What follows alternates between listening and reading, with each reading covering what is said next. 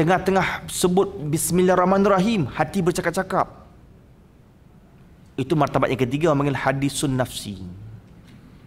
Orang panggil hadisun nafsi. Kita tengah baca Fatihah ni, orang sebelah pun baca Fatihah, tapi orang sebelah je baca kuat, kita terganggu. Tak guna betul orang sebelah ni. Hati bercakap tu. Hati bercakap. Serabut perut duduk semua. Kan? Maliki yaumiddin. Iyyaka na'budu wa iyyaka. Kita duduk sebelah dia, ya Allah, ya Tuhanku, kalau ada kapak nak, kalau ada parang nak bagi parang terbang. Kan? Serabut, tak khusyuk kita. Kita bercakaplah hati. Sedangkan kita tengah baca Fatihah. Itu namanya hadisun nafsi. Hakim. Wala hawla wala quwwata illa billahil aliyyil azim. Qala muallifu Syekh Al-Imamul Ghazali Muhammad bin Muhammad rahimahumullahu ta'ala wa nafa'ana bi barakati ulumihi fid darain amin. Muka surat 25. Muka surat 25, bahagian kedua, kebersihan dari hadas. Kata muallif rahimahullahu ta'ala, membersihkan diri dari hadas itu bolehlah dilakukan dengan berwudu. Kan? Cara nak bersihkan diri daripada hadas sama dengan berwudu. Ini orang panggil hadas kecil kan. Ataupun mandi. Kalau kita hadas besar dengan mandi. Dan tayamum, ganti daripada air. Dan sebagai pendahuluan bagi kebersihan dari hadas, iaitu beristinja. Kan? Orang panggil bersuci. Kan? Menghilangkan najis sama dengan air atau umpamanya. Kan? Batu dan umpamanya. Maka dari itu, kan? Daripada pendahuluan istinja tersebut, perlu dihuraikan di sini secara tertib aturan dengan menyebutkan adab-adabnya. Kan ada istinja serta sunat-sunatnya sunat istinja. Kami kata Imam Al-Ghazali mulai dengan berwudu. Kalau baca berwudu, orang panggil perbuatan kita mengambil air sembahyang. Kalau baca dengan wadu, kan wudu tu perbuatan kita ambil air sembahyang. Kalau baca dengan wadu atau orang panggil air, kan kena pada air yang kita buat air sembahyang. Kan? Kalau nak perbuatan baca dengan wudu lah kan. Kami mulai dengan berwudu dan adab-adab qada hajat, iaitu qada hajat ni apa? Buang air kecil atau besar. Peraturan membuang air atau qada hajat. Seseorang yang hendak membuang air kecil atau besar, atau nama lainnya qada hajat itu, hendaklah menjauhkan diri dari pandangan umum yang dapat melihatnya seseorang. Kan? Jauh. Kalau zaman sekarang kita ada tandas. Kan? Kalau zaman dahulu, kan? Dekat hutan-hutan, dekat tepi sawah, kan? Maka orang panggil, kita carilah tempat supaya tidak dilihat orang. Kan? Jangan tengah-tengah padang semua lalu-lalang tu. Kan? Jangan kita cari tempat, kan, supaya jauhkan diri dari pandangan umum. Kan? Ini jika dia hendak membuang air di kawasan yang terbuka. Kan? Tu kalau nak buang air di kawasan yang terbuka. Sebaiknya hendaklah dia membuat dinding, yakni tabir, dengan apa sahaja yang dapat digunakan. Kan cari tembok-tembok, kan cari celah-celah batu kan besar-besar tu.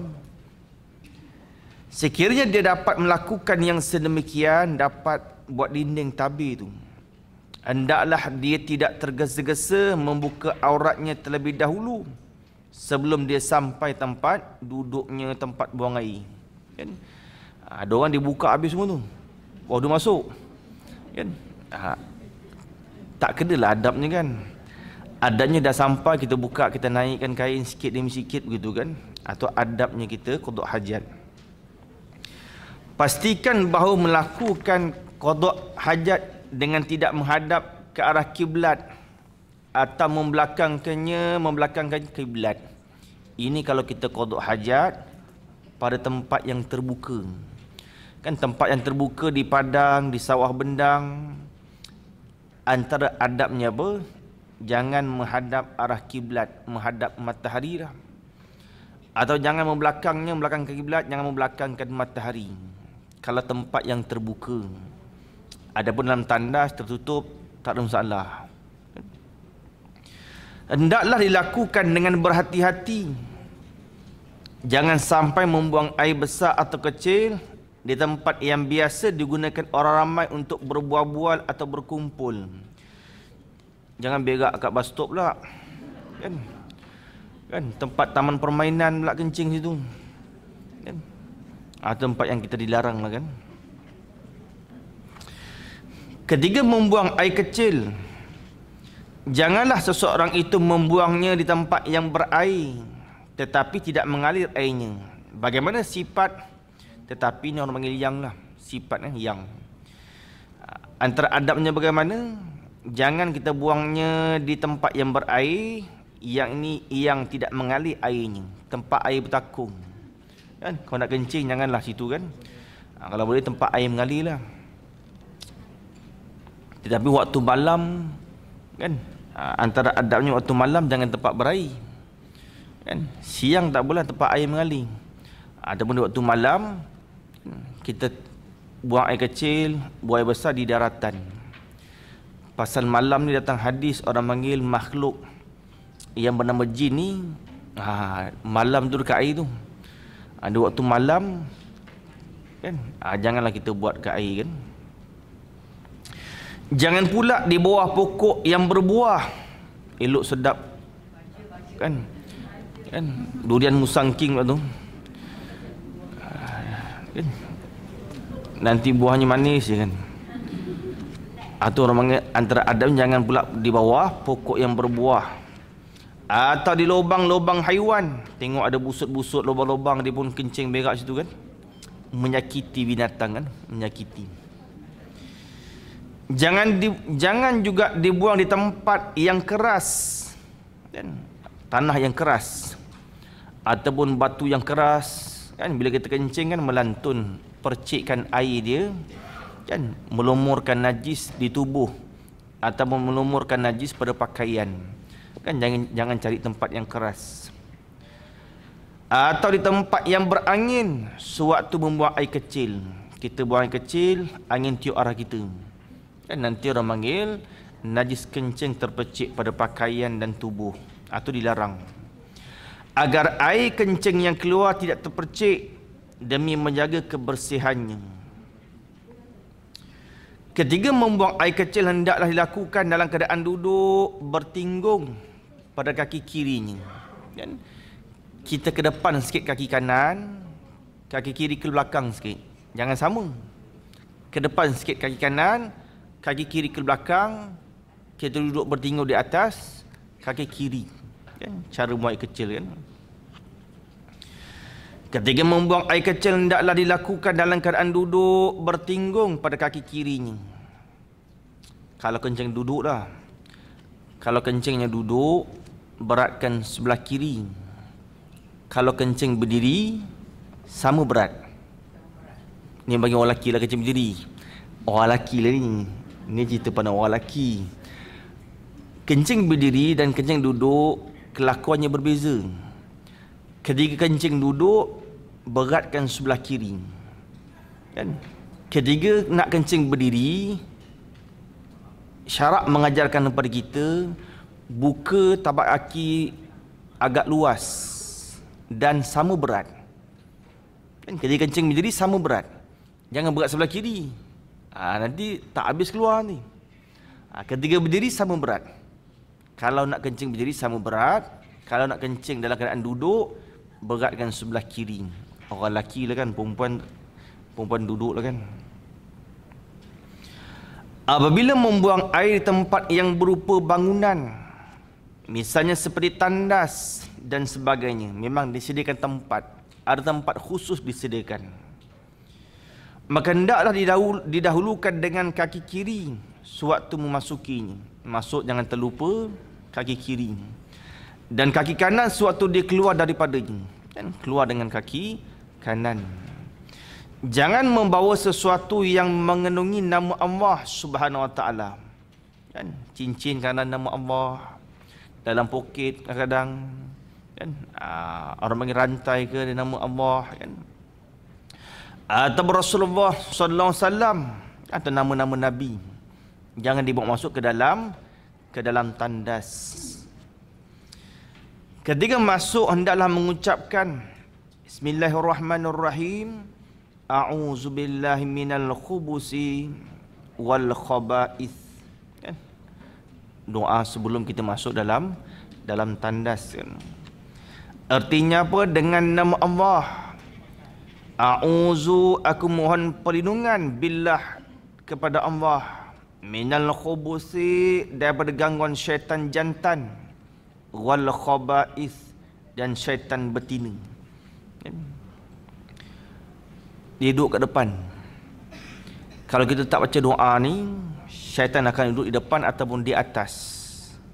Tapi mata tak nampak lah. Kalau nampak tak masuk tandas, kan?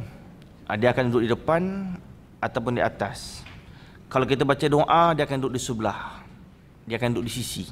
Dia tak mampu nak melakukan apa jua tak mampu lakukan kepada kita. Kalau kita baca doa, dan syaitan ni hanya mampu melihat, tak mampu nak melakukan apa saja. Kalau tak baca doa ni, duduk kat atas, duduk kat depan, dia ambil najis, dia lomo-lomo sedap, dia lomo kat kepala tu. Minyak rambut katanya. Dia ambil kencing, kan, lomo-lomo kat badan. Secara batin begitulah. Atau dia ajarkan kepada kita orang Islam baca doa sebelum masuk tandas, kan. Manakala ketika keluar dari tandas, hendaklah mengucapkan alhamdulillahillazi azhaba anni ma yu'zini wa abqa ala ma yanfa'uni.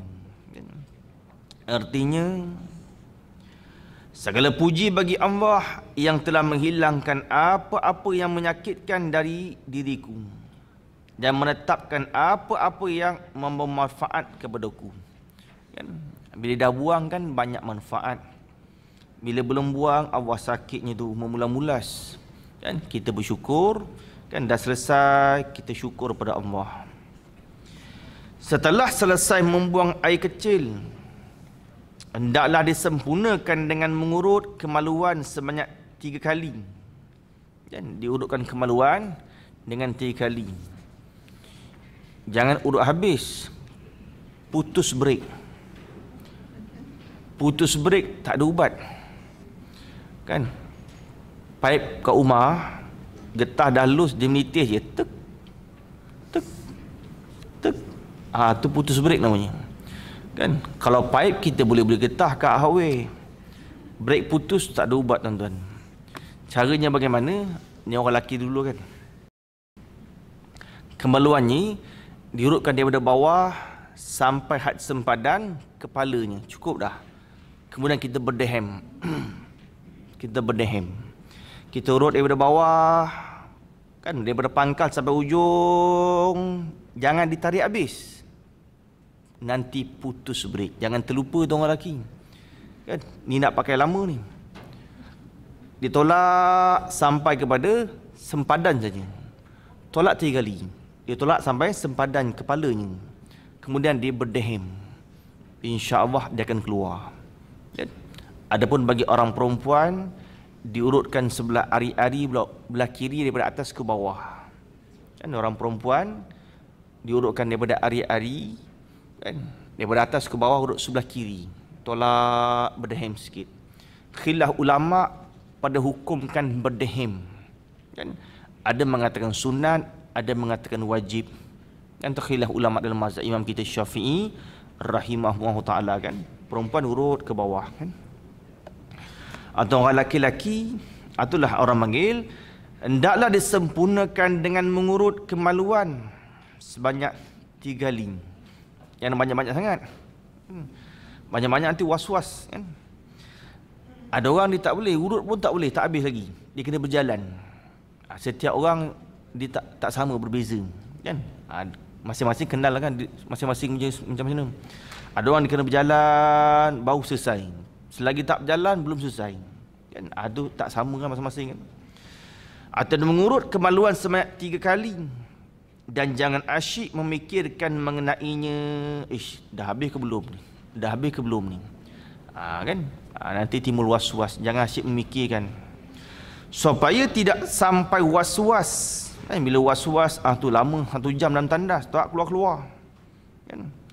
Nyanyi orang tu kat belakang tu. Bila nak keluar ni? Dan akhirnya akan menyukarkan diri sendiri. Payah tak? Bila was-was payah ni. Bila timbul was-was kan, sekejap lagi dia masuk keluar balik. Dia masuk lagi keluar balik. Kan? Masuk lagi keluar balik 10 kali. Kalau sekali 20 sen, 10 kali dah RM2 dah. Kan? Kalau masuk bayarlah, masuk free tak apa. Sekiranya dia rasa masih ada sesuatu yang basah, kan? Tiba-tiba timbul keraguan. Timbul orang panggil arwah, macam rasa-rasa terasa basah ni. Hendaklah dianggapkan bahawa itu basah tersebut adalah sisa air yang digunakan untuk beristinja, menyucikan tadi. Kan? Jangan kita beranggapan itu air kencing, tidak. Kan tengok basah kita beranggapan itu saki-baki air yang kita gunakan beristinja kan. Ingatlah bahawa orang yang ringan cara pembersihannya, itulah orang yang bijak dalam masalah fiqh. Jangan kita berat-beratkan sangat kan.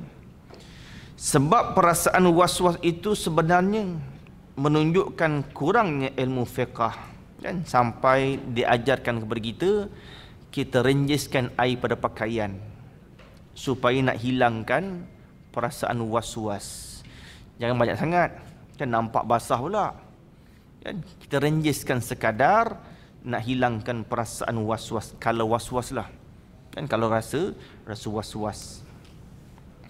Termasuk keringanan dalam hukum atau erti lainnya rukhsah kan, ialah bahawa seseorang itu boleh membuang air kecil berhampiran kawannya kan.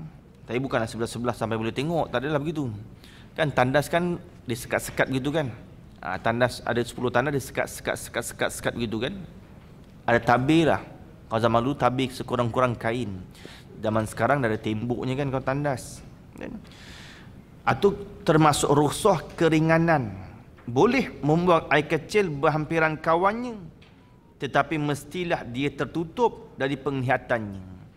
Kalau tak ada tabir pun orang panggil, kita tutuplah sikit kan? Jangan bagi nampak orang sebelah kan. Hal yang sedemikian ini pernah dilakukan oleh Rasulullah sallallahu alaihi wasallam sendiri. Padahal baginda adalah seseorang yang sangat pemalu kan. Nabi lah orang sangat pemalu, tapi Nabi pernah orang panggil qada hajat sebelah sahabat kan, tapi ditutuplah. Baginda melakukan yang sedemikian untuk memberikan penerangan kepada umatnya bahawa perkara itu memang terdapat keringanannya atau berukhsah kan. Pergi RNR kan banyak tandasnya kan, 10 tandas deret sebelah ditutup kan. Buka bawah sikit je kaki tu kan. Itu tak nampak kemaluan tak apa, dibuka bawah sikit kakinya. Tapi ada tabirnya kan. Kemudian cara beristinja, ini cara kita nak bersuci kan. Bagaimana cara kita bersuci? Untuk sekali membuang air, mestilah beristinja dengan menggunakan 3 ketul batu. Boleh nak gunakan sebiji batu, tapi sekurang-kurang 3 penjuru. Sama ada 3 biji batu atau sebiji batu tetapi dengan 3 penjuru. Zaman sekarang tisu lah. Batu ni orang panggil tersumbat kan di jamban. Zaman sekarang tisu lah kan. Pasal sekarang ada tandas kan.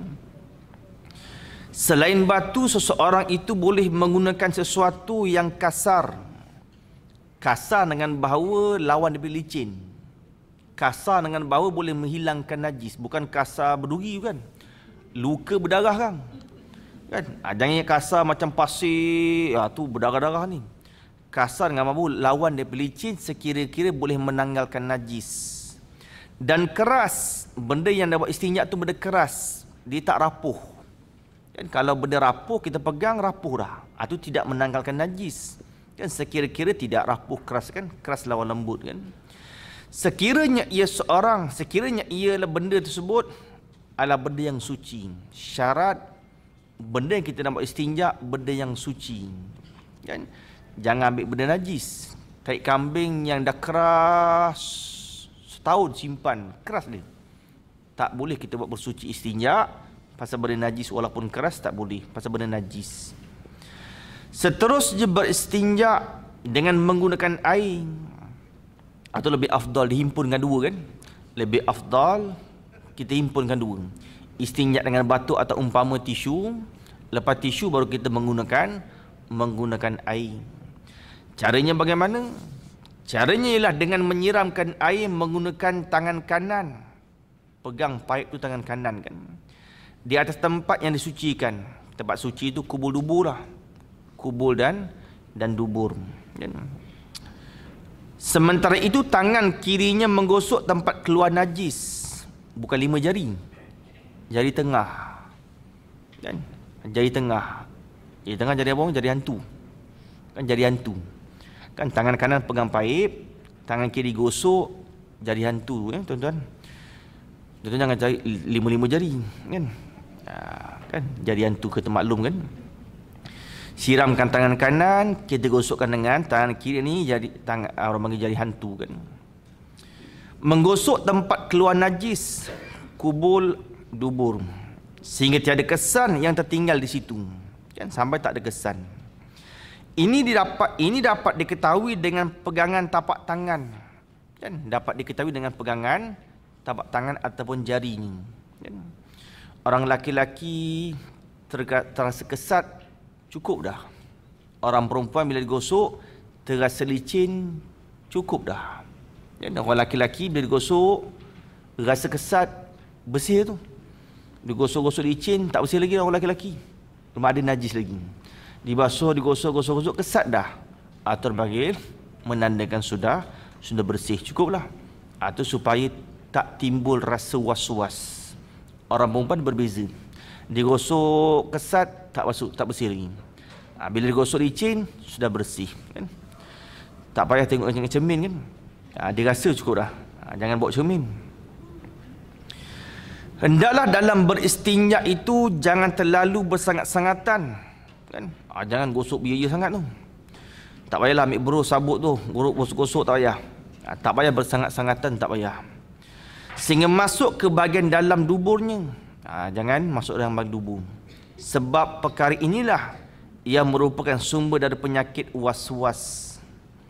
Hendaklah diketahui bahawa mana-mana anggota yang tidak dapat dicapai oleh air, maka itu termasuk dari bahagian dalam. Kan zuhir ni. Kalau dubur tempat kerepot tu lah yang zuhir saja.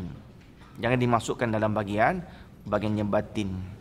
Maka perkara sunat, antara perkara sunat dalam beristinja, bila kita buang air besar, kebiasaan akan buang air kecil sekali. Biasanya bila orang buang air besar, biasanya dia akan buang air kecil sekali. Maka sunat dalam beristinja, istinja bahagian kubul terlebih dahulu, sunat. Barulah bahagian dubur. Basuh bahagian depan dulu, kemudian barulah bahagian belakang. Itu pahala sunat suku. Dapat pahala lebih. Kan kadang kita tak memberati, kadang kita tak lalai lupa je. Kan memang ghalib kebiasaan bila kita buat air besar akan buat air kecil. Kan ada orang dia basuh dubur dulu. Kemudian basuh depan kubul, luput satu pahala sunat. Rugi tu. Jangan terlupa perkara sunat. Basuh kubul sebahagian depan, barulah basuh dubur di bahagian belakang. Itu dapat pahala sunat kan. Hendaklah diketahui bahawa mana-mana anggota yang tidak dapat dicapai oleh air, maka itu termasuk dari bahagian dalam. Kita simbah air yang mana tak kena dalam, atau bahagian dalam tu. Sedangkan hukum najis itu tidaklah termasuk untuk kotoran-kotoran yang ada di dalam bahagian dalam, selagi ia belum keluar. Dan dah keluar baru kita istinja. Jika ia keluar, maka itulah yang ditetapkan dalam hukum najis. Dah zuhir keluar, barulah dikatakan hukum tu hukum najis. Kalau kubur dubur sudah tersumbat, kadang-kadang ditebuk, kan doktor tebuk bawah pusat kan, maka kalau ditebuk, selain daripada tempat keluar ghalib adat kubur dubur, tertentu istinja dengan air saja, tak boleh dengan tisu. Kadang-kadang masalah kubur dubur ada masalah, doktor tebuk bawah perut, doktor tebuk dekat bawah pusat kan, maka bila dia tebuk bawah pusat bukan dengan jalan beradat, bila najis keluar, tidak boleh istinja selain daripada air, tak boleh. Dia tertentu istinja dengan air saja. Kan ada 10 syarat kan. Dalam fiqh mazhab Imam kita Syafi'i rahimahullah taala ada 10 syarat kita istinja selain daripada air, itu 10 syarat. Rasa dulu sebut dah kan. Kalau tuan-tuan masih ingat, rasa sebut dulu kan. Orang panggil jangan najis tunggu sampai kering. Kan? Kalau najis sudah kering, tak boleh istinja dengan tisu ataupun batu. Jangan najis melampaui sofah dia. Air meleleh keluar melampaui sofah dubur, melampaui sofah kubur, tidak boleh istinja dengan tisu. Kan? Jangan didatangi perkara lain semasa kita buang air besar kecil. Jangan tiba-tiba najis jatuh terpercik, kan, maka tak boleh istinja dengan tisu, kan.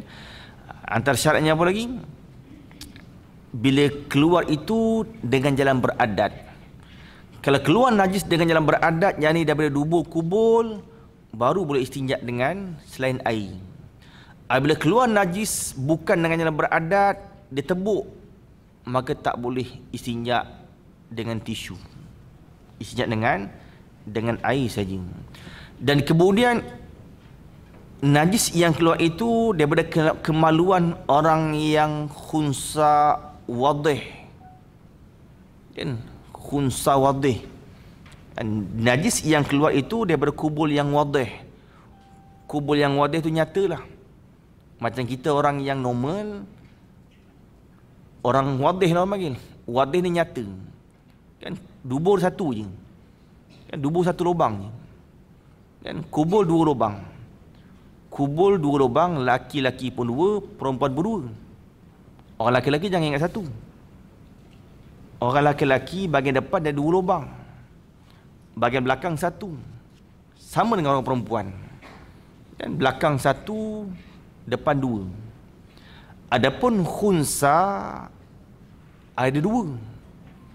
Yang laki-laki yang bahagian depan, khunsa belakang 1 jugalah. Dubur 1 lah. Khunsa bahagian depan kubur ada 2 jalan. Yang laki-laki pun ada, yang perempuan pun ada. Maka bila keluar bukan dengan jalan wadih, dia tak boleh istinja dengan tisu. Orang khunsa tidak boleh istinja dengan batu atau umpamanya tisu, tak boleh. Kan? Dengan air saja. Pasal itu syarat istinja. Kan itu antara syarat istinja, kan. Batu tu orang panggil alat istinja tu bukan najis. Alat istinja tu orang panggil mesti benda yang suci, kan. Kemudian sekurang-kurang 3 kali sapu ataupun 3 bucu atau syarat-syaratnya, kan.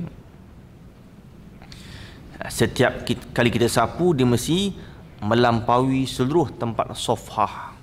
Itu syarat istinja dengan tisu, kan. Dia ada cara ni, tuan-tuan.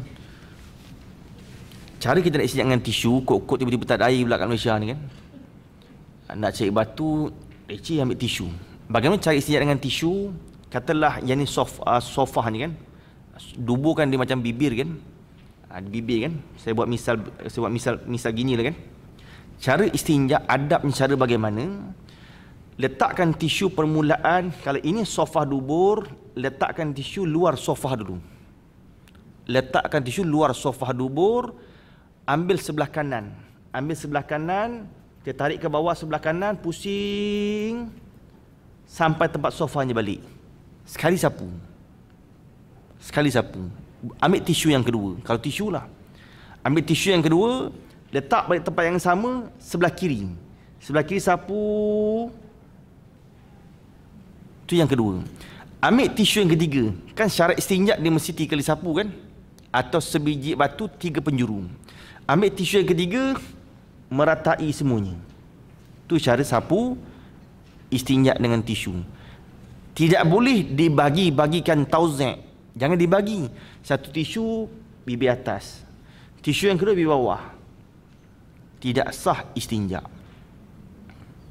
Tidak sah. Sebab syarat istinja, bila sekali sapu mesti meratai seluruh tempat sofa. Itu syarat.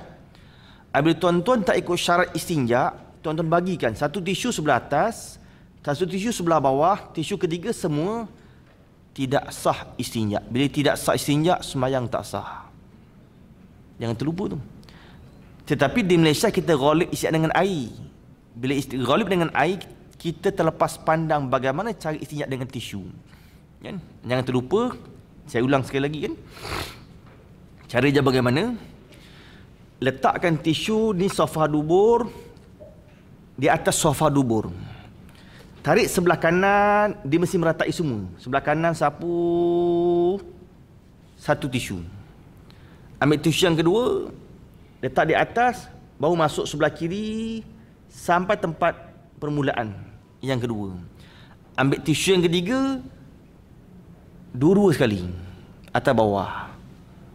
Jika belum bersih, ditambah lagi bilangan yang seterusnya sehingga bersih, dan sunat disudahi dengan bilangan ganjil. Kalau ke-6 kali sapu baru bersih, tambah yang ke-7.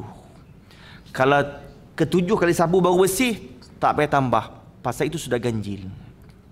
7 kali tisu baru bersih, tak perlu ditambah, pasal itu sudah ganjil. Kan? Kalau 6 kali sapu baru bersih, sunat ditambah lagi sekali sampai bilangan yang ke-7, itu dapat pahala sunat. Atau orang panggil cari istinja dengan umpama batu, yakni tisu kan. Jika ia telah keluar, maka itulah yang ditetapkan dalam hukum najis. Selagi belum keluar dalam badan, taklah namanya najis. Zuhid hukum fiqah kan, walaupun kita bawa ke mana-mana tak dihukumkan sebagai najis. Walaupun najis dalam perut, tak dihukumkan di luar. Dan bila sudah zuhir keluar, baru dihukumkan najis. Dan tak wajib istinja dengan segera. Kan? Tak wajib istinja dengan segera. Kita buat air besar pukul 2 petang, nak cebok pukul 3, boleh? Hukum. Ni hukum. Kalau busuk tu nombor 2 tu. Itu nombor 3. Hukum tidak wajib istinja dengan segera, melainkan sudah sempit waktu untuk semayang. Itu wajib. Kalau tak cebok, nak masuk asar, dah pukul dekat-dekat 4.20 ni, asar 4.30. Kan? Kalau tak istinja, habis waktu. Itu wajib kita tu. Itu aridi dah orang panggil. Kan? Mana tahu nak buat kerja, kan? PKP kan, buat kerja dari rumah. Kan? Tanda PKP kan buat kerja dari rumah, bawa laptop dan jamban, dibuang pukul 2. Dia pun baik type. Oh, pukul 3 baru teringat. Boleh, tak berdosa. Pasal tidak wajib istinja dengan segera kan.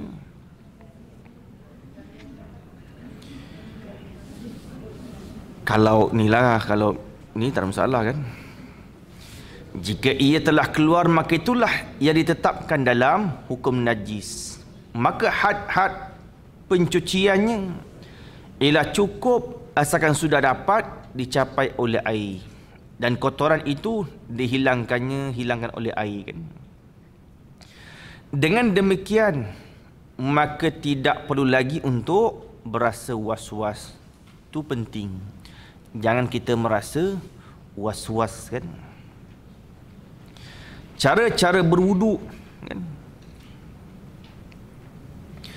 Kalau benda tu dah berubah bentuk, dihukumkan najis lah. Kalau benda yang keluar daripada dubur itu sudah berubah bentuk, itu dikena najis. Kalau tidak berubah bentuk, itu mutanajis. Berak-berak keluar biji cili pula. Kan tak berubah bentuk. Bila tak berubah bentuk itu mutanajis, bukan najis. Mutanajis benda yang terkena najis. Kalau najis, dirinya najis. Tiba-tiba tanam pula biji cili, tumbuh pula cili. Boleh makan, tak ada masalah. Boleh makan. Pasal tu mutanajis ni.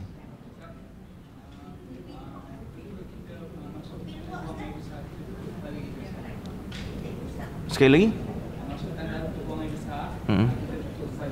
Ya.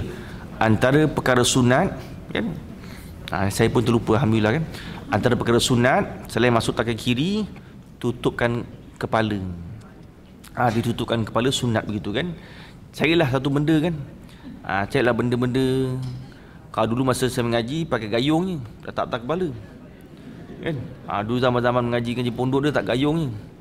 Kalau kat rumah tak ada gayung dalam tandas, tutuplah dengan tuala ke, atau seumpama kain kan.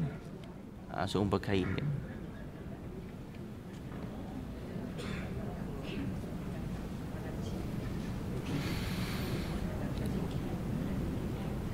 Lagi kalau nak benda sunat banyak lagi.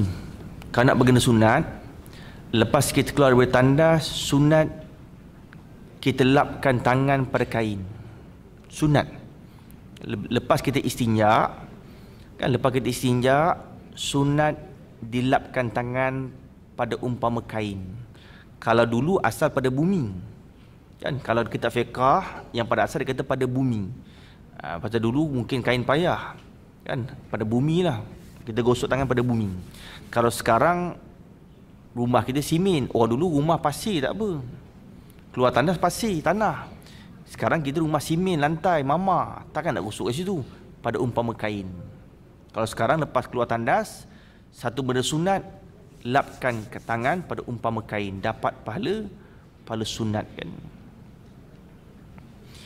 Dengan demikian, maka tidak perlu lagi untuk berwas-was. Jangan kita was-was, kan. Habis orang panggil adab beristinja, kan. Cara-cara berwudu setelah selesai beristinja dan hendak memulai solat, maka hendaklah mengambil wudu. Mula-mula yang dilakukan ialah bersiwak, bersugi atau membersihkan gigi, kan. Mula-mula sekali orang panggil khilaf lah. Ada mengatakan basuh tangan dulu. Aturan tu khilaf ulama. Ada mengatakan bersugi terlebih dahulu, ada mengatakan basuh dua tapak tangan terlebih dahulu, atau khilaf di kalangan ulama, kan. Kata Imam Al-Ghazali, mula-mula yang dilakukan ialah bersiwak, bersugi atau membersihkan gigi. Kemudian duduk untuk berwudu. Antara setengah daripada perkara sunat dalam berwudu, duduk, kan. Kita ambil wudu dalam keadaan duduk, dapat pahala sunat. Ada orang dia suka bongkok, boleh, tapi luput pahala sunat. Nak ambil pahala sunat, ambil wudu dalam keadaan duduk. Sambil menghadap kiblat, sunat lagi. Dapat pahala sunat suku ni. Nanti kalau nak buat madrasah, nak buat surau masjid, pastikan tempat ambil wudu menghadap arah kiblat, kan. Dalam banyak-banyak kolah kan 4 persegi. Kita nak ambil di bahagian mana, pastikan menghadap arah kiblat, dapat pahala sunat, kan. Dan membaca basmalah, kan. Ringkasan daripada ucapan Bismillahirrahmanirrahim, dengan nama Allah yang Maha Pemurah lagi Maha Penyayang. Kita berus gigi, kemudian kita mulakan dengan duduk hadap kiblat, mulakan dengan basmalah. Kemudian mencuci kedua tangannya sebanyak 3 kali, kan, basuh sehingga pergelangan tangan 3 kali. Kemudian berkumur-kumur sebanyak 3 kali dengan membolakkan. Macam mana rupa kumur ni? Ini nak beritahu rupa berkumur-kumur dengan membolak balikkan air itu ke dalam kerongkongnya. Ada setengah pisau orang dia masuk air dalam mulut, dia tak bolak-bolakkan air. Dia masuk, dia buang, masuk, buang. Luput pahala sunat, kan. Kita pusing-pusingkan air, kan. Pusing-pusingkan air, telan pun boleh, tak masalah. Harus nak buang balik, itu sunat, tak masalah, kan. Kemudian berkumur-kumur sebanyak 3 kali dengan membolak-balikkan air itu ke dalam kerongkongnya. Tetapi jika dia seorang yang berpuasa, maka hal ini tidak perlu dilakukan. Tak payah nak bolak-bolak air. Kalau berpuasa, masuk, buang terus. Masuk, buang terus. Masuk, buang terus. Tak perlu diedarkan air dalam ruang mulut, kan. Seterusnya menyedut air sebanyak 3 kali. Apa panggil istinsyak, kan? Menyedut air dalam hidung lah. Bukan menyedut air dalam mulut. Menyedut air dalam hidung, kan. Kemudian bernafas supaya air tersebut dapat naik ke bahagian hidung. Jangan telan, Kemudian dihembuskan keluar. Siapa tak biasa menitis air mata. Orang tak biasa buat, dia sedut air kat hidung, menangis dia. Pedih. Siapa tak biasa buat, kan? Sampai khusyum dah menangis dah. Dia sedut, dibuang balik, kan? Kalau ada orang panggil, kan, hidung-hidung gatal apa semua, kan, eloklah amalkan sunnah ni, kan? Mudah-mudahan hilang penyakit dia, kan. Tetapi dalam mazhab Imam Syafi'i kita rahimahu ta'ala, kaul yang muktamad, sekali cedok, berkumur sekali, tinggalkan sikit air baki dalam tapak tangan, kita sedut ke hidung. Itu lebih aula. Boleh diasing-asingkan, kan? Dari banyak kaifiat, kan? Ada kaifiat satu cebok sekali kumur. Cedok lagi 2 kali kumur. Cedok ketiga 3 kali kumur. Cedok keempat hidung sekali. Cedok kelima kali kedua hidung. Cedok keenam kali keenam hidung. Boleh juga kaifiat tu, kan? Tetapi dalam banyak-banyak kaifiat, yang lebih afdal sekali cedok, kumur sekali, tinggalkan sikit, istinsyak, sedut air dalam hidung. Itu lebih aula, kan? Cedok kali kedua, berkumur, masukkan air ke dalam hidung. Itu lebih aula, kan? Seterusnya, setelah itu membasuh muka dengan memulakan basuhan dari hujung dahi, tempat permulaan rambut, kan, sampai ke bahagian yang bertepatan dengan dagu. Golip lah.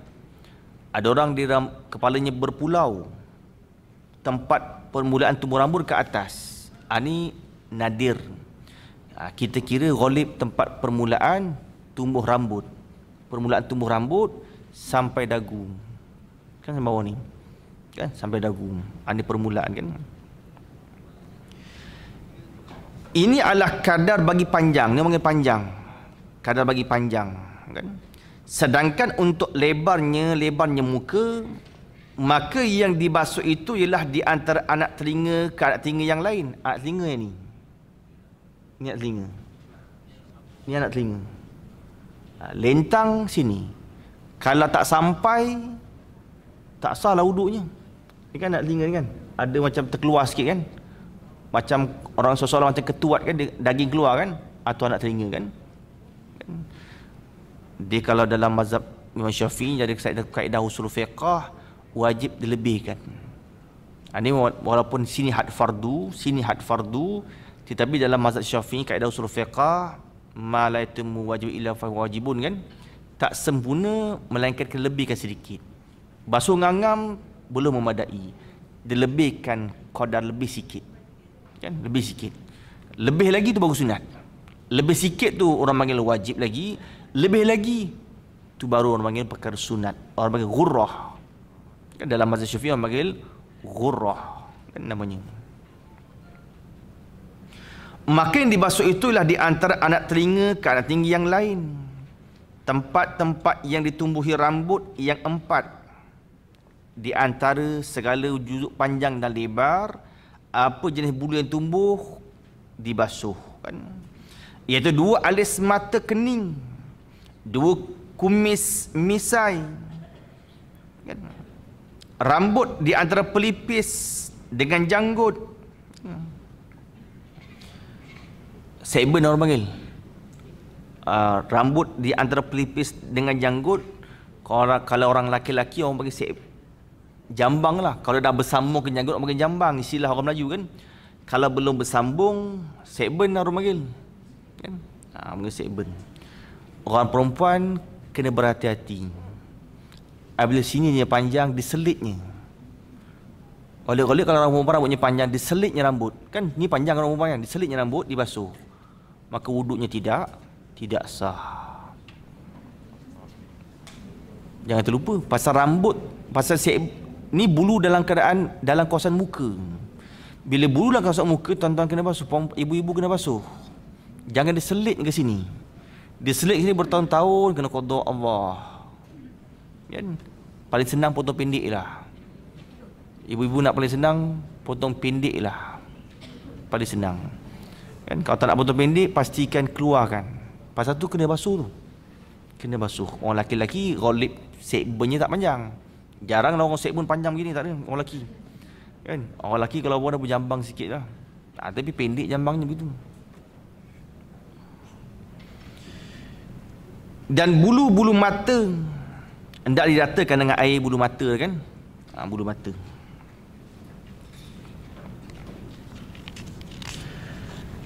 Kalau orang perempuan ada jambang, kalau orang perempuan ada janggut, fardu takdir tiba-tiba orang perempuan ada janggut. Tiba-tiba orang perempuan ada jambang, hukumnya nadir. Bila nadir wajib sampaikan air pada kulit. Orang lelaki-lelaki tu ada ihtimal kan. Kalau janggutnya tebal, tak wajib sampaikan air pada kulit. Kalau janggutnya nipis, wajib sampaikan air pada kulit. Yang ini nipis je. Kalau yang ni nipis, kena sampai kat kulit. Tebal ke nipis nak tahu macam mana? Dalam majlis kita berkhitab, nampak tak warna? Berkhitab ni kita bercakap. Sekira-kira kalau jarak kita cakap dengan kawan, sekira-kira begitu jaraknya, kita pandang bahagian janggut dia, tengok nampak kulit tak pada janggut ni. Kalau nampak warna kulit, bermakna itu nipis. Bila nipis, wajib sampaikan air. Kita tengok janggutnya, kita bercakap dengan dia berdua ni, tengok janggut tak nampak warna kulit, bermakna janggutnya tebal. Maka tak wajib sampaikan air pada kulit, hanya sunat menyelati. Sunat selati janggut kan. Perempuan wajib pasal nadir. Rambut itu biasanya nipis saja.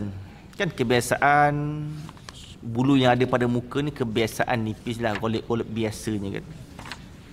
Demikian juga hendaklah diratakan air itu sampai ke tempat tumbuhnya janggut. Itu pun kait. Kata wajib ratakan air sampai tempat tumbuhnya kulitnya, sekira janggut itu janggut yang nipis. Ya, nampak warna kulit. Kita bercakap nampak warna kulitnya. Ada janggut yang tebal, maka cukuplah air itu diratakan di bahagian luarnya saja. Dan kalau dia celah-celahi di antara janggutnya, maka hukumnya adalah sunat. Kita menyelati hukumnya sunat kan. Selain itu, jarinya dimasukkan dalam bulatan mata, tempat tarik mata dan tempat celak, serta membersihkan sekali. Orang panggil tempat tarik mata. Ya, tempat tarik mata. Ketika kita basuh muka, jangan terlupa sunat lalukan jari pada tempat tarik mata ni. Kan? Sunat begitu. Ketika kita basuh muka kan. Ketika basuh muka sunat kan? Seterusnya hendaklah dalam mata tu batin ni. Tak payah masukkan air ketika basuh muka ambil wuduk, masukkan air dalam mata, itu batin. Mata putih hitam tu batin. Tak wajib sampaikan air. Jangan nanti pedih pula kan. Itu batin tak payah kan. Seterusnya hendaklah membasuh kedua tangan sehingga siku sebanyak 3 kali. Kali pertama tu wajib, kali kedua 3 tu hukumnya sunat. Sunat dimulakan daripada jari sampai siku. Kadang-kadang kita buka air paip, kita basuh siku dulu, baru jari, hilang pahala sunat. Sunat bila buka paip, lalukan air daripada hujung jari, baru tarik ke siku. Pahala sunat. Kadang kita tak perasan kan, kita main ambil je, baru turun sini, luputlah pahala sunat, rugi kan. Daripada jari baru tarik ke siku kan. 3 kali. Macam mana caranya? Dengan menggerak-gerakkan cincin yang ada di jarinya. Kalau pakai cincin, digerak-geraklah supaya air itu meratai kan, supaya air itu meratai. Kalau air tak meratai melainkan dengan gerak cincin, tu wajib, kan.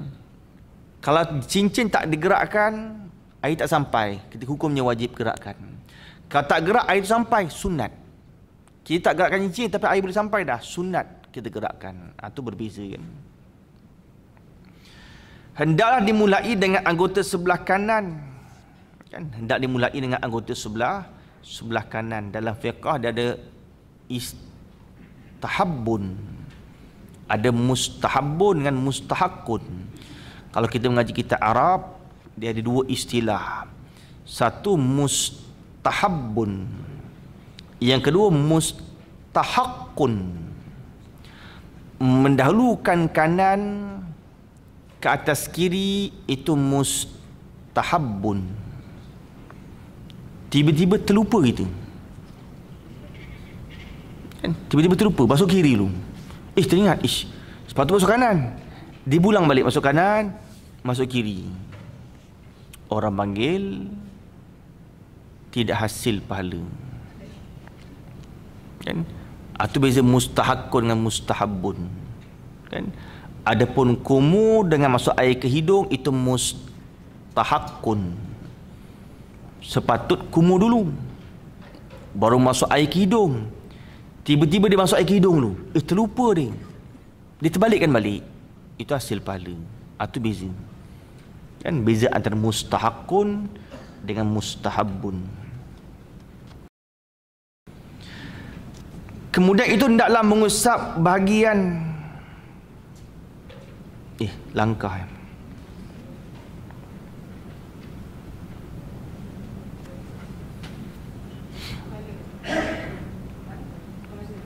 Mana tadi?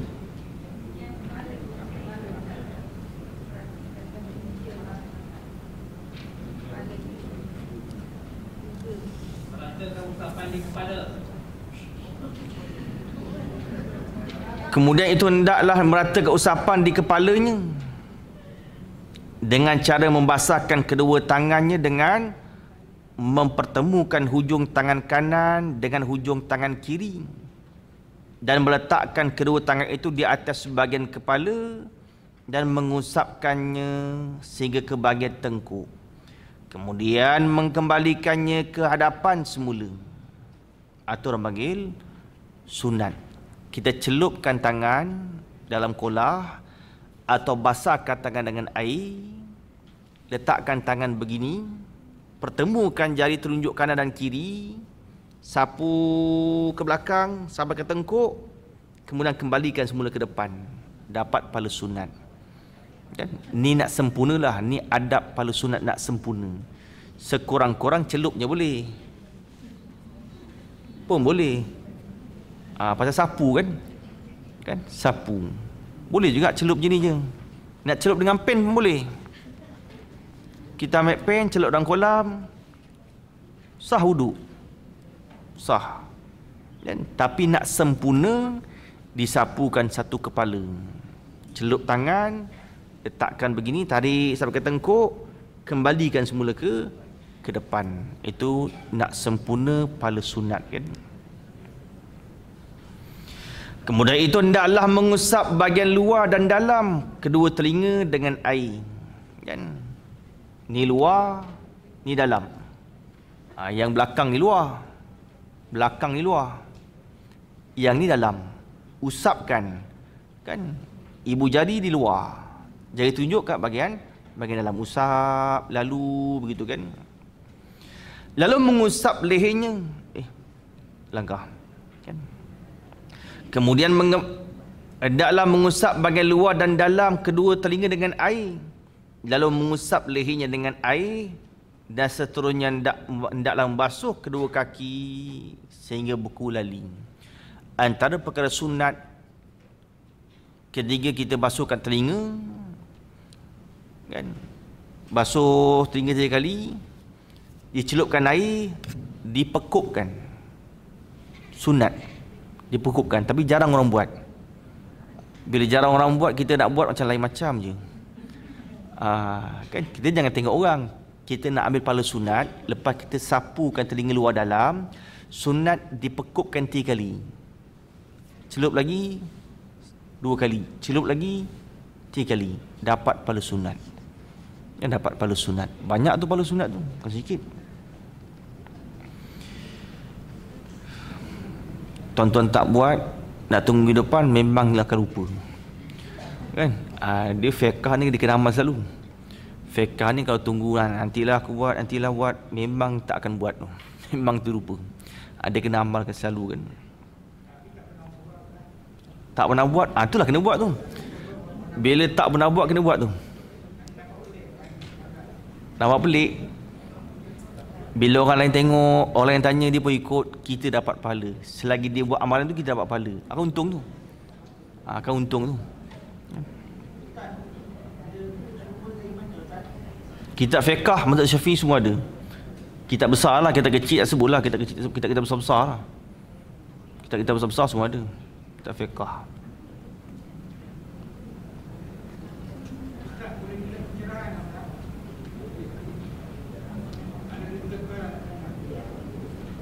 Ya, ya.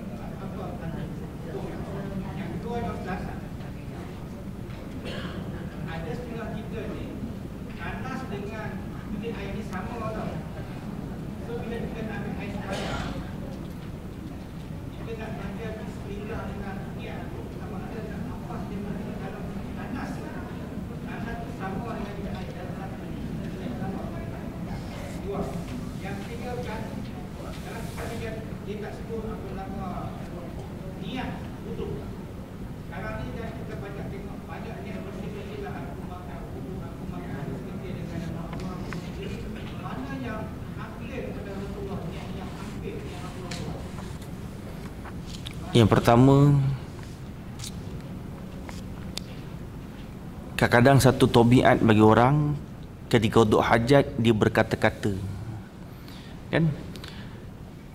Ketika najis sedang keluar, dilarangkan kita untuk berkata-kata. Najis sedang keluar. Bermakna memang tengah kencing. Memang taib tu tengah, najis tu keluar daripada dubur, dia tegahkan kita ketika itu untuk berkata-kata. Kan? Dia tegah. Atau memang tegah. Kan?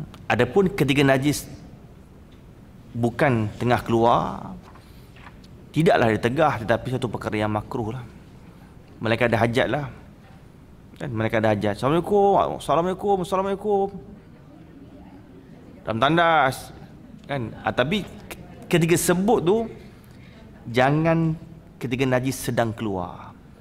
Yang disorehkanlah hadis ketika sedang keluar najis. Itu tegah. Kan? Itu tegah. Disebut, ditanya, persoalan tanya membaca tak. Orang panggil, kalau baca Quran tu dilarang lah kan. Berlafaz tu dilarang lah kan. Yang tu dilarang. Ada orang telefon. Beberapa orang telefon yang tandas kan. Ketika najis sedang keluar itu dilarang. Yang kedua, kadang-kadang pasien hari ini tandas dibuat sekali dengan pipe untuk kita ambil wudu. Kan? Dihukumkan apa? Bila ada tandas, ada pipe sebelah, dihukumkan itu tandas. Bila tandas, ditegahkan kita melafazkan ucapan basmalah. Kan? Dan orang yang ambil wudu di dalam tandas mewarisi penyakit papa. Mewarisi penyakit papa, papa kedana. Orang yang mengambil wudu di dalam tandas mewarisi penyakit papa kedana. Kalau ada pilihan, pipe kat luar, ambil kat luar. Kan? Kadang sekali kan, situlah lubang jamban, situlah pipe. Kan? Kalau ada pilihan yang lain, ambillah wuduk tempat yang lain. Kan? Walaupun tak ditegahkan, tak tegah haram, tapi hikmahnya, ada hikmahnya kan. Yang ketiga apa tadi? Itu yang pertama. Yang ketiga, niat. Bila kita sebutnya orang panggil, bila sebutnya niat, dia ada 7 perkara bergantung. Kan? Bila dah tanya saya kena jawab lah kan, panjang lah sikit lah kan. Bila sebut tentang niat dalam mazhab Imam Syafi'i kita rahimahullah ta'ala, bila sebut niat ada 7 perkara yang bergantung dengan niat. Yang pertamanya hakikatun. Kan kalau kita ngaji kita Arab, hakikatun wa hukmun. Kan dia ada syair dia, saya lupa. Dia ada syair dia. Mimbai rojas kan kita ngaji ilmu arud, bahar rojas, mustaf'ilun mustaf'ilun mustaf'ilun, hakikatun wa hukmun mahallun. Ada syair dia. Bila sebut tentang niat ada 7 perkara yang bergantung dengan niat. Yang pertama hakikat. Hakikat. Kan? Apa hakikat niat? Niat pada lughah artinya qasad.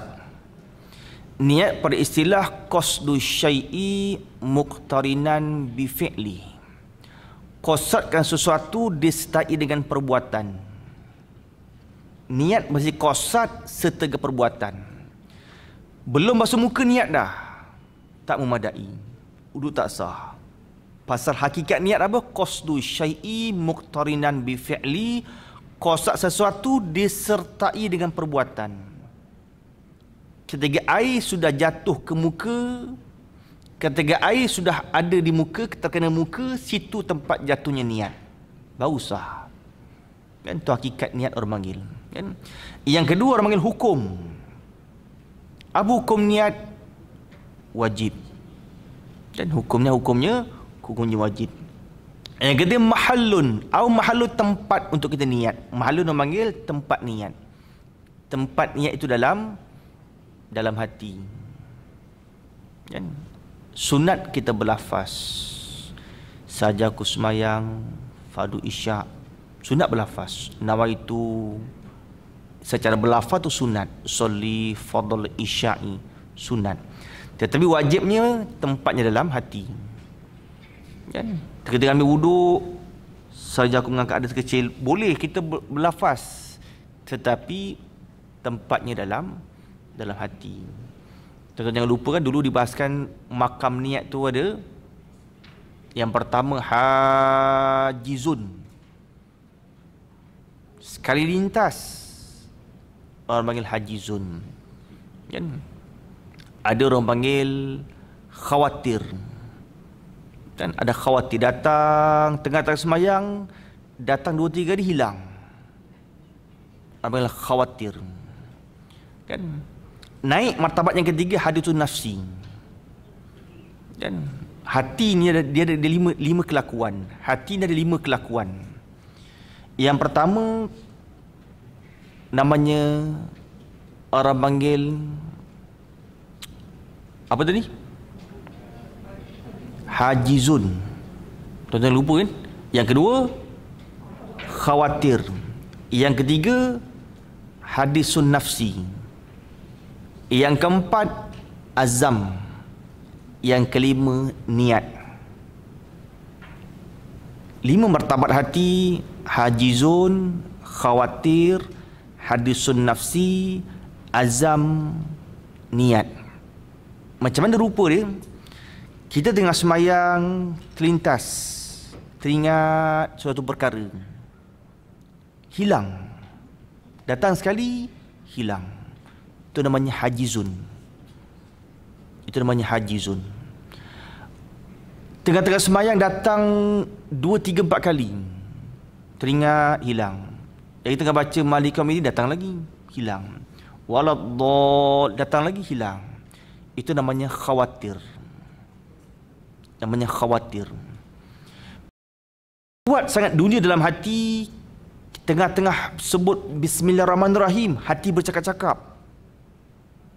Itu martabat yang ketiga, orang panggil hadisun nafsi. Orang panggil hadisun nafsi. Kita tengah baca Fatihah ni, orang sebelah pun baca Fatihah, tapi orang sebelah je baca kuat, kita terganggu. Tak guna betul orang sebelah ni. Hati bercakap tu. Hati bercakap. Serabut perut duduk kan. Maliki yaumiddin.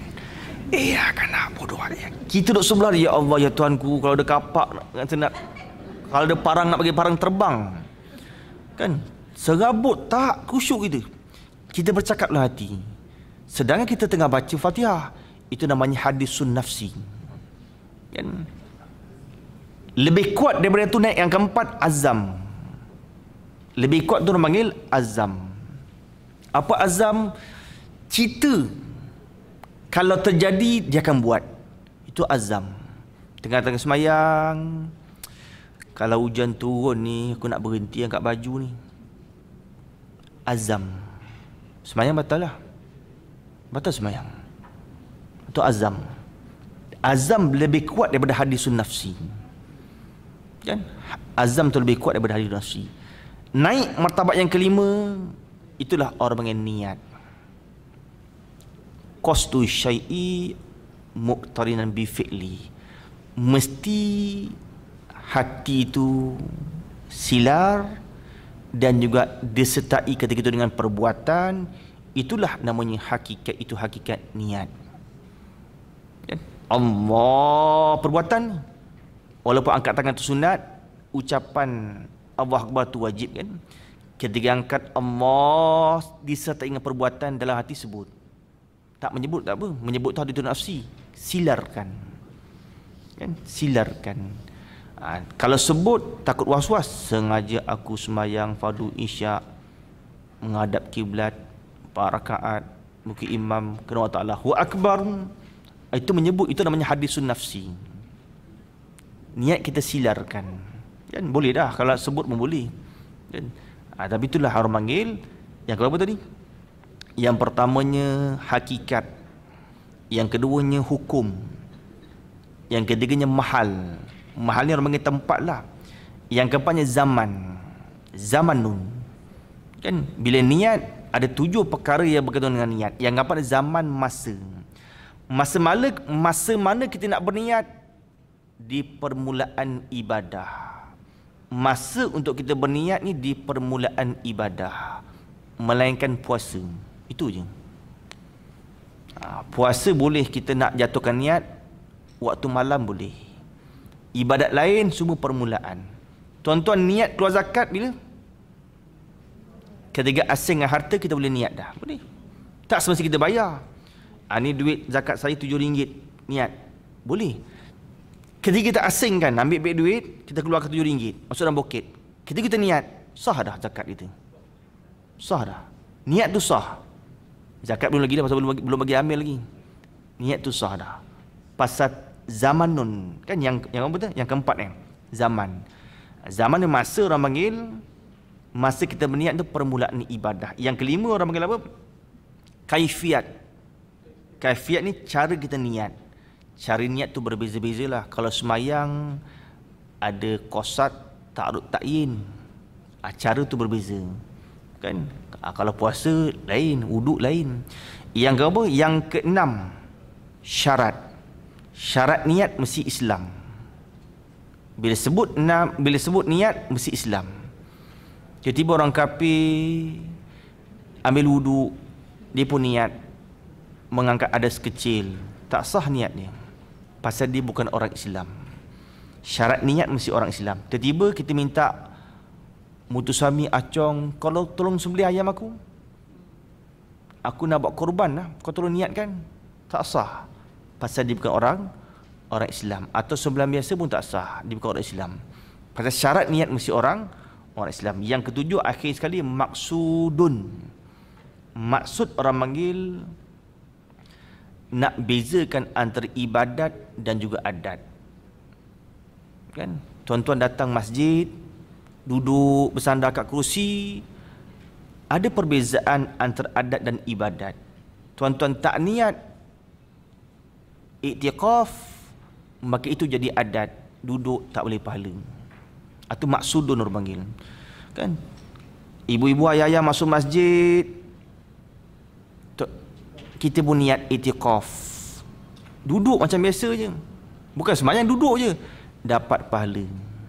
Atau orang panggil maksudun. Jangan terlupa di mana tempat permulaan kita niat. permulaan ibadat. Tempat nak niat itikaf di permulaan pintu atau tempat berhenti. Sebab syarat niat 7 kan. Bila sebut niat ada 7 kan. Ada 7 kan. Antara perkara yang bergantung dengan zamanun. Niat bukan boleh suka hati, zaman ni masa. Ibu-ibu dah masuk sini pukul 9 datang, ni kat 10.30 baru nak itikaf. Tak ada. Tak boleh. Sebab niat ada 7 perkara. Ibu-ibu kena ingat niat, ayah kena ingat niat 7. Antara syarat niat zamanun, masa. Boleh niat sembahyang masa rokok? Tak boleh. Niat sembahyang ketika takbir Datuk ihram. Boleh niat wuduk ketika basuh kaki? Tak boleh. Begitu dengan itikaf, zamanun, masa. Ketika mana masa untuk kita niat? Permulaan ibadah. Permulaan ibadah itikaf 2 tempat.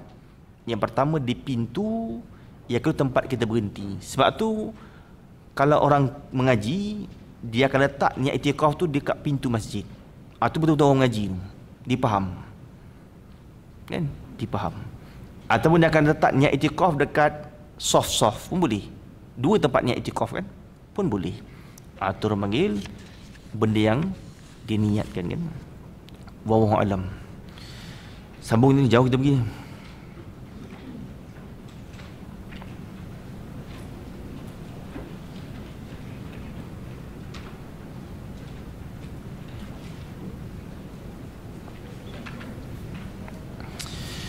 Kemudian itu hendaklah mengusap bahagian luar dan dalam kedua telinga dengan air. Lalu mengusap lehernya dengan air. Ini fiqah jalanan Imam Al-Ghazali, fiqah mutaqaddimin namanya. Tuan-tuan mengaji kitab fiqah, tuan-tuan takkan jumpa dalam kitab fiqah mazhab Syafi'i seperti mana ke dalam kitab Ihya. Kitab ni ringkasan Ihya. Tuan-tuan kena faham ya. Fiqah dalam kitab Ihya Ulumuddin, fiqah jalanan mutaqaddimin. Beza sedikit dengan fiqah yang lain. Ada sedikit perbezaan. Jumhur ulama dalam mazhab Syafi'i mengatakan tak sunat sapu air di tengkok, tak sunat. Sapu air di belakang tengkok tak sunat. Yang mengatakan sunat ni fiqah jalanan mutaqaddimin Imam Al-Ghazali. Kitab lain tak ada. Kan? Sunat kalau tuan-tuan nak berbahas dengan orang jangan. Pasal ini bukan jalanan jumhur. Ini jalanan Imam Al-Ghazali fiqah mutaqaddimin. Sunat disapukan air pada belakang tengkuk kan. Dan seterusnya hendaklah membasuh kedua kaki sehingga ke buku lali. Demikianlah sunatnya orang panggil, diambilkan dari jari kaki baru tarik ke buku lali. Kalau tuan-tuan basuh kaki daripada buku lali tarik ke ujung jari kaki, luput pahala sunat kan. Jari-jari kaki itu hendaklah dibersihkan celah-celahnya. Bagaimana cara nak menyelati jari kaki ketika basuh? Ambilkan jari kelingking. Katalah ni jari kaki, saya tunjukkan tanganlah, kaki tak padan nak angkat ni kan. Ni jari kaki, ambilkan jari kelingking kiri daripada bawah ke atas. Cara menyelati jari kaki ketika berwuduk gini. Jari kelingking buat gini. Tapi jarang orang ikut lah. Biasa orang ikut rojak aje. Kan? Biasa rojak aje. Kan? Kalau nak ikutkan tertib sunatnya begini, jari kelingking. Kan? Kalau kita istinja, jari hantu. Ketika selati jari kelingking. Kan? Itu betul basuh kaki kan. Jari-jari kaki itu hendaklah dibersihkan celah-celahnya. Dengan ini maka telah selesailah amalan wudu. Habislah sempurnanya. Kan adab sunatnya kan. Kalau buka kitab besar dia banyak lagi. Yang ini disebutkan sebahagian kan. Setelah selesai berwudu, hendaklah mengangkat kepalanya ke atas dan melihat langit serta mengucapkan. Kita keluar bilik wudu, kepala dongak ke langit. Mata mana ke arah langit. Kat rumah pandang atap lah kalau kat rumah kan. Kita mengatakan apa? Asyhadu an la ilaha illallah wa asyhadu anna Muhammadan abduhu wa rasuluh. Allahumma ja'alni minat tawwabin waj'alni minal mutatahhirin waj'alni min ibadika salihin. Kan artinya apa? Aku bersaksi bahawa sesungguhnya tiada Tuhan melainkan Allah, dan aku menyaksikan bahawa sesungguhnya Nabi Muhammad adalah hamba dan pesuruhnya. Ya Allah, jadikanlah aku termasuk daripada golongan orang-orang yang bertaubat, minat tawabin, kan? Dan jadikanlah aku dalam golongan orang-orang yang bersuci, minal mutatahhirin, dan juga jadikanlah aku dalam golongan orang-orang yang soleh dan berbuat kebaikan, min ibadika solihin, kan? Kalau kitab lain baca surah Inna anzalnahu fi lailatul qadr 3 kali sunat. Lepas ambil wudu kita baca surah Inna Anzalna 3 kali, kan? Kemudian perkara yang makruh ketika wudu, wallah subhanahu wa ta'ala alam. Sama akan datang lah, kan?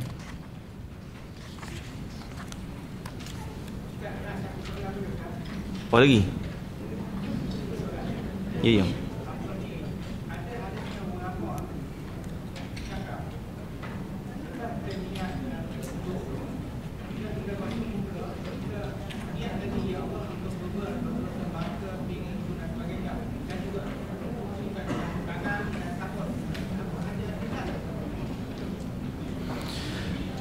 Jadi pertanyaan kemuskilan, selepas kita niat ketika membasuh muka,